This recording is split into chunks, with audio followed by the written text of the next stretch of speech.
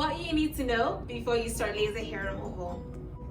So I posted a video on TikTok about laser hair removal and it went viral.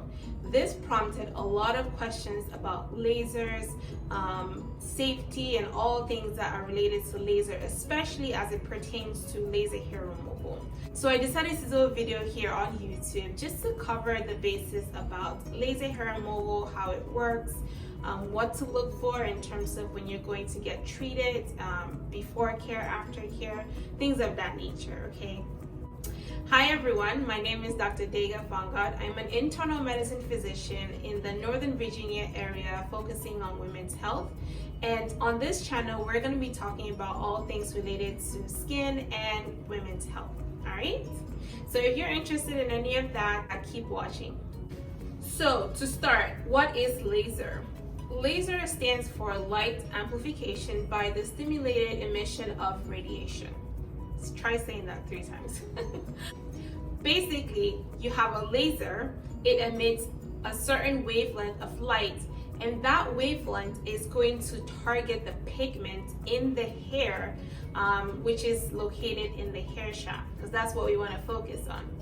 That wavelength is going to produce heat that's going to lead to destruction of the hair. And that is what usually leads to laser hair removal. Now, 2 things can happen when you get laser hair removal. You can have complete destruction of the hair that we discussed earlier, or you can have reduction of the hair. And what will happen in that situation is that as the hair continues to grow, it grows, but it grows much thinner. And so usually the problem that we have is with thick hair. And so if you have no hair growth or if you have thinner hair growing, it's still a positive outcome in terms of why you're getting laser hair removal. So people who are not a good candidate for laser, if you have gray hair, if you have red hair, and if you have super blonde hair, you're not a good candidate. And the reason for that is the hair doesn't have the type of melanin needed for the laser to recognize it and to destroy the hair. When to start laser? So if you decide that you want to do laser hair removal to remove unwanted hair, then I always recommend that you start earlier rather than later. So I would say in your 20s, if you can afford it, then you would want to start that, just because it saves you money on waxing, on epilation, just all the things that are related to that. So I would say yes, you should just start it in your early in your 20s if you can afford it, 30s. But you know, usually it gets tougher to treat once you start to have gray hair, like I said. So if you could do it when all your hair is dark, then it's a perfect time for that. So let's talk about lasers for different types of skin tones. If you're Caucasian, for example, and you have lighter skin, then you can have an alexandrite laser, or you can use a diode laser, which is 810.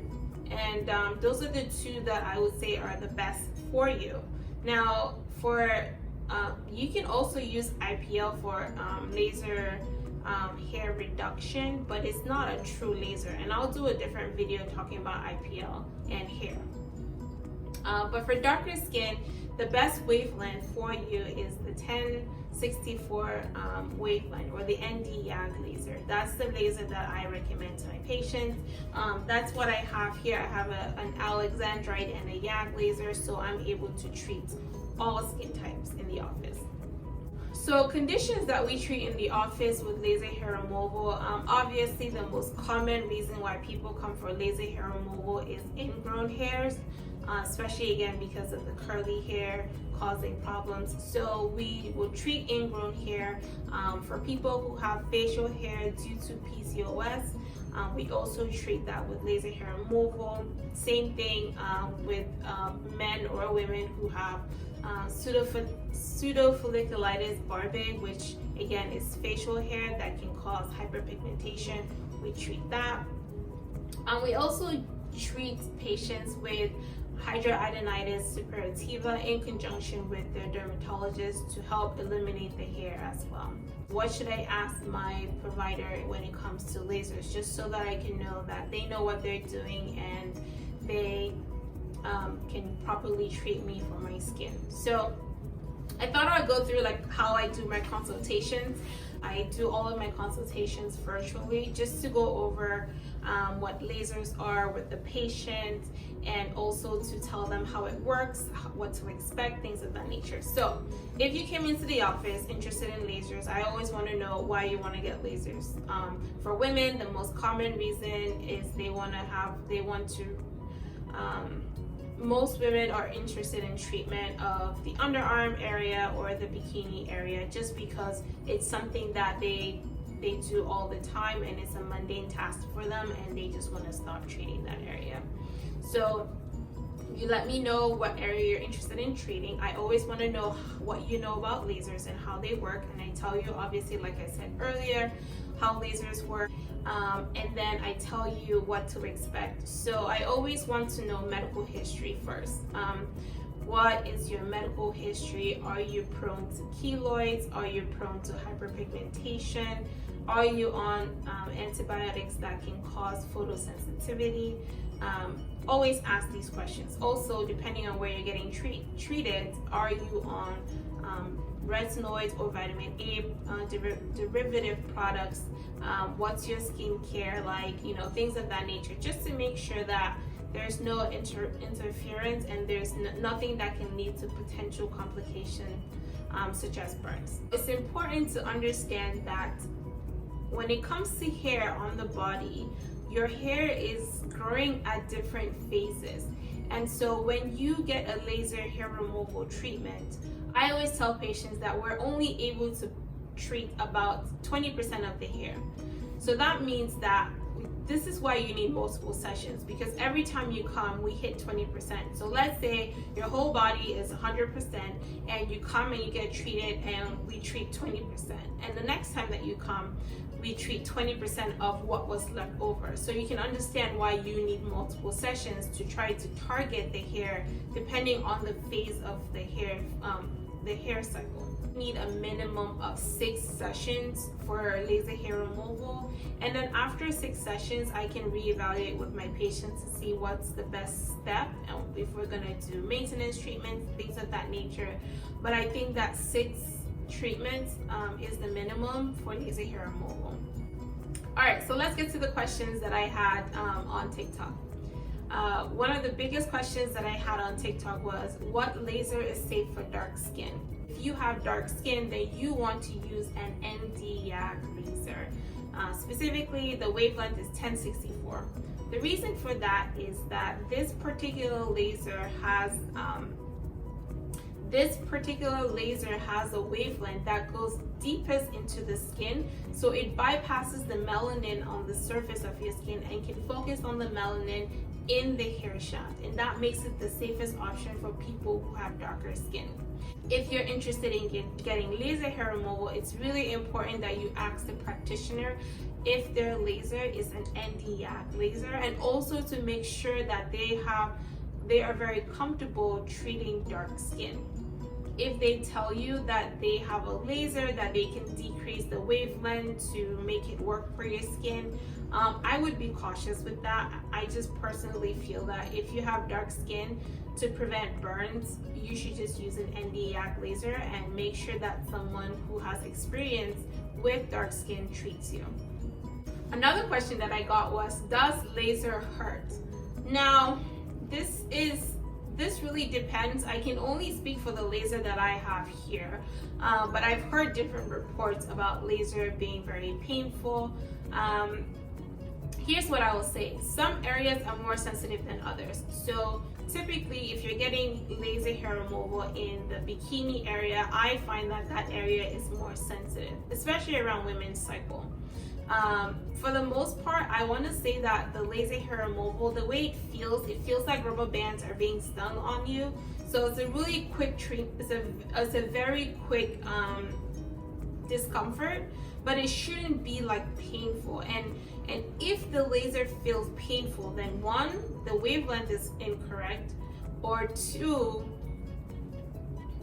actually, it shouldn't feel painful. So it's important for us, when we do laser, if we do a pass on you and you have pain, then we need to make adjustments, because traditionally, if we're using the right wavelength, it shouldn't be painful on you.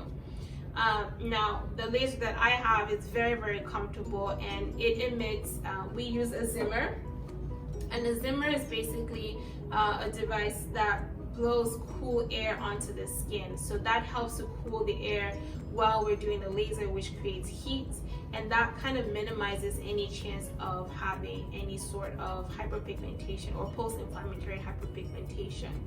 But it also helps because it distracts the patient when we're doing these treatments, because they focus on the cool air that's blowing in, and as a result, they're not focused on the laser actually being treating their skin, and they forget about the treatment. So I can only speak for the laser that I have in the office. I haven't tried many lasers, so I don't know how different companies' lasers work in terms of pain. But I would say that for my patients, it's pretty comfortable, and I don't use numbing. And another reason why I don't use numbing is I need to know how you're reacting to the laser. So if you're numb and then I treat you and everything's okay, and you go home and you end up having a complication, then that's not going to work for me. So personally, I don't allow numbing. I want to see how you react to the laser so that I know what type of adjustments need to be made for your skin sensitivities. So let's talk about potential complications of laser. The biggest one that everybody worries about is burns, and this is what led me to this video, because I saw a patient of Indian descent who had laser hair removal and it resulted in burns, which was very, very terrible. Now, like I said, laser hair removal is safe if you find somebody who knows what they're doing, who's very comfortable treating darker skin, uses the right laser, things of that nature.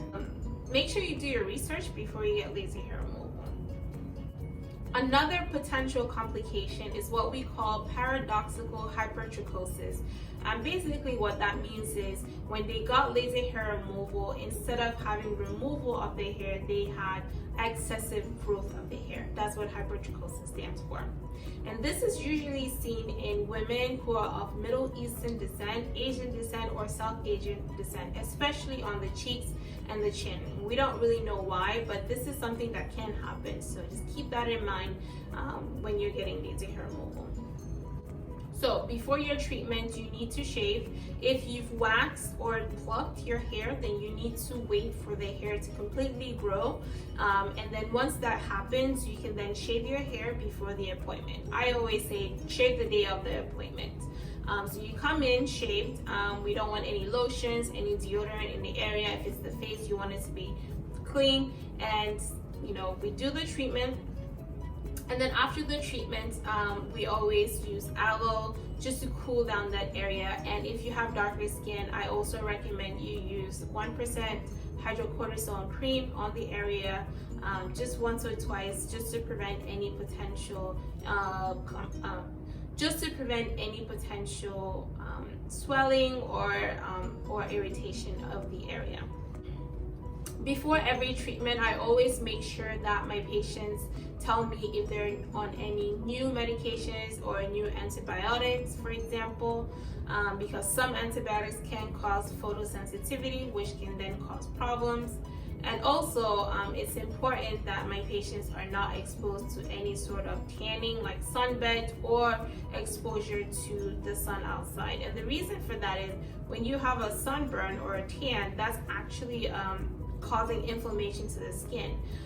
If you now go and you put laser on top of that, that's going to lead to a burn. So we always want to make sure that you're completely tan free when we're doing treatments, and you're also not on medications that can cause the type of effect that lead to inflammation of the skin. Is laser hair removal covered by insurance? So in the United States, that will be a no. It's considered a cosmetic procedure, so unfortunately, insurance does not cover laser hair removal at this time. If you have any other questions about lasers, just put a comment below, and I would love to make another video pertaining to lasers or anything that's related to skincare and women's health. I hope you enjoyed this video. Please like and subscribe to the channel to continue to watch more videos that are related to women's health. And I can't wait to see you on the next video. Bye.